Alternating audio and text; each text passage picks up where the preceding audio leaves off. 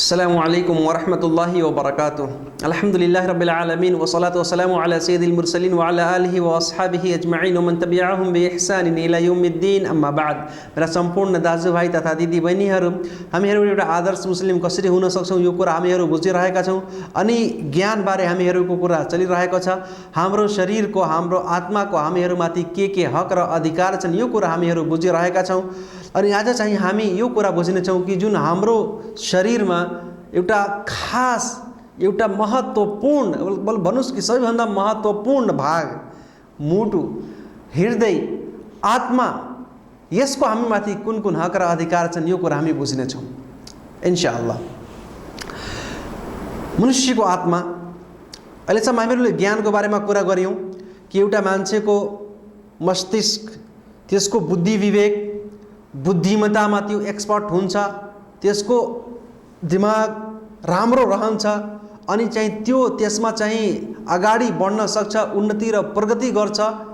त्यसको लागि सम्पूर्ण भविष्य र त्यसको खास गरी जुन आउनेवाला भविष्य छ त्यो उज्जवल र प्रकाशित हुन्छ कसरी ज्ञानले, प्रयास गर्नुले।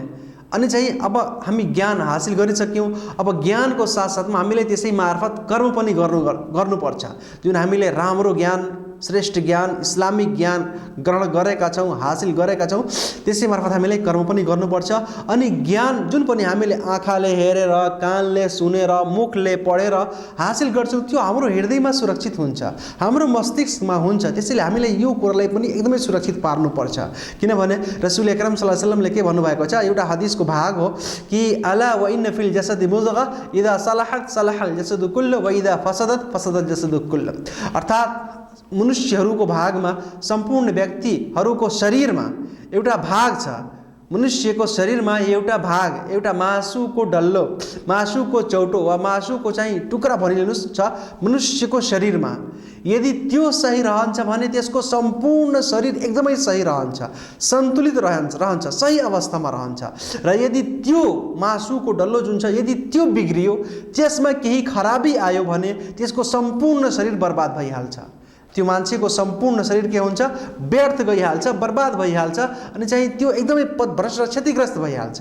यदि त्यो टुक्रा यदि राम्रो रहन्छ, सही रहन्छ, सही अवस्थामा रहन्छ भने मनुष्यको सम्पूर्ण शरीर एकदमै सही र सन्तुलित अवस्थामा रहन्छ।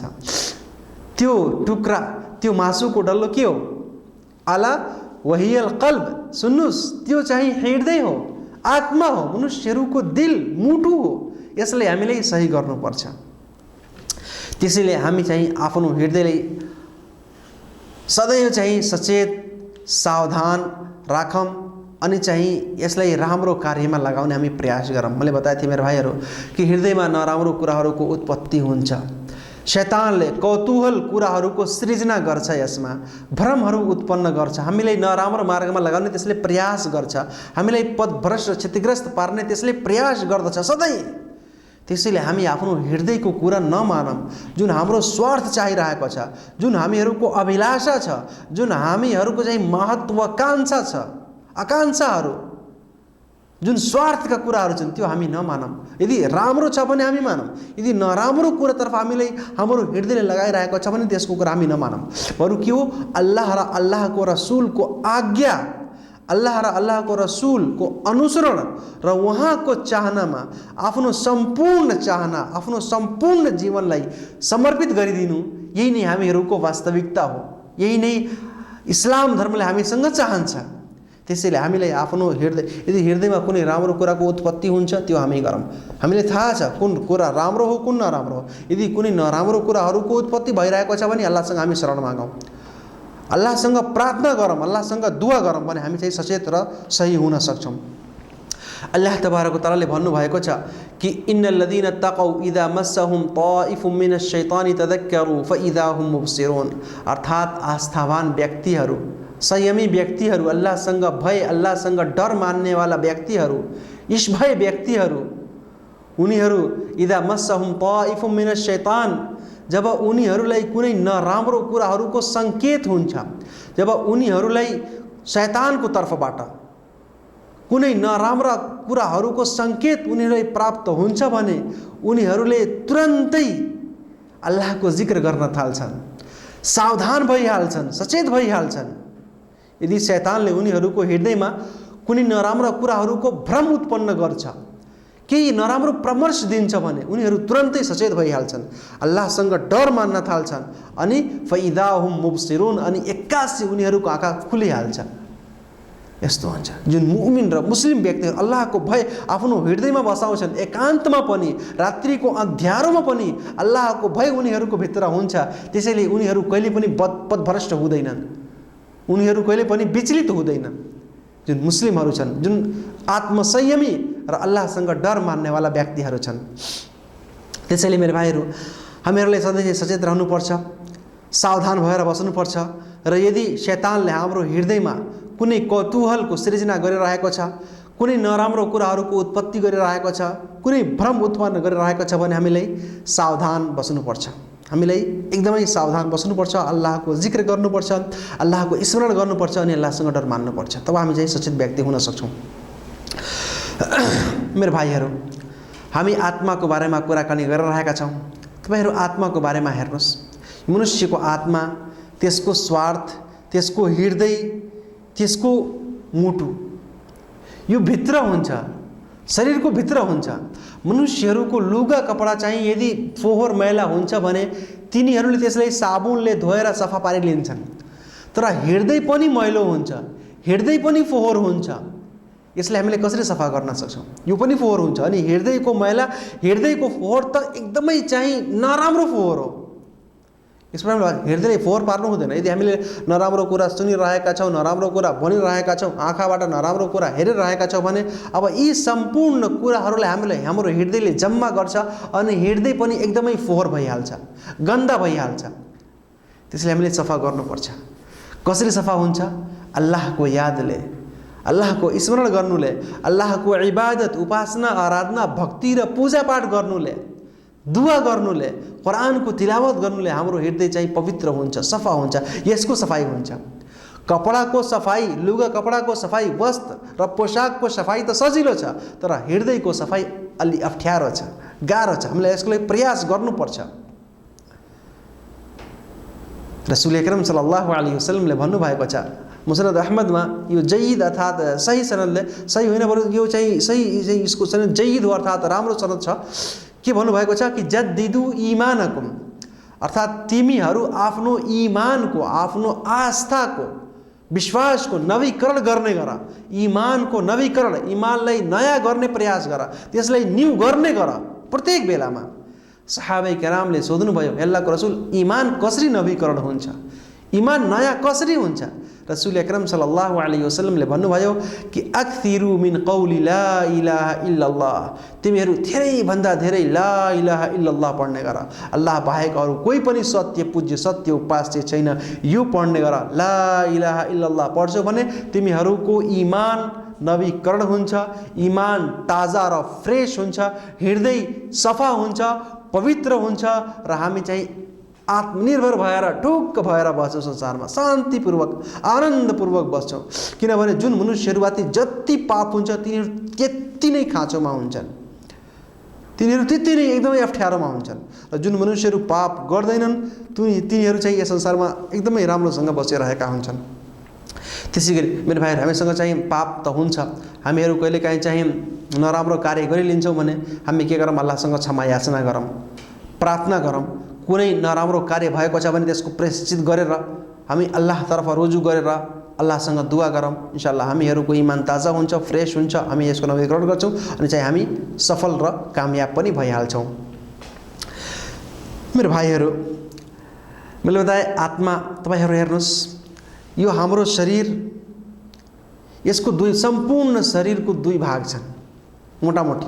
तपाईँ यो बुझिदिनुहोस्, सम्पूर्ण शरीरको दुई भाग छन्।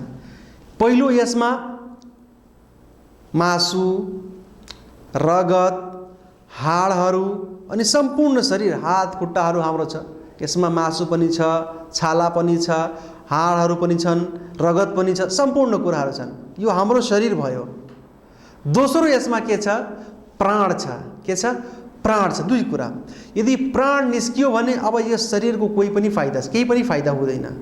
शरीर हाम्रो व्यर्थ भइहाल्छ। यदि प्राण निस्कियो भने, हाम्रो आत्मा निस्कियो भने, अनि मात्र आत्मा छ, शरीर छैन भने त्यसको पनि केही पनि फाइदा छैन। आत्मा र शरीर दुई भागले हाम्रो शरीर यो बनेको छ। अनि आज हामी तपाईसँग कुराकानी गरिरहेका छौँ।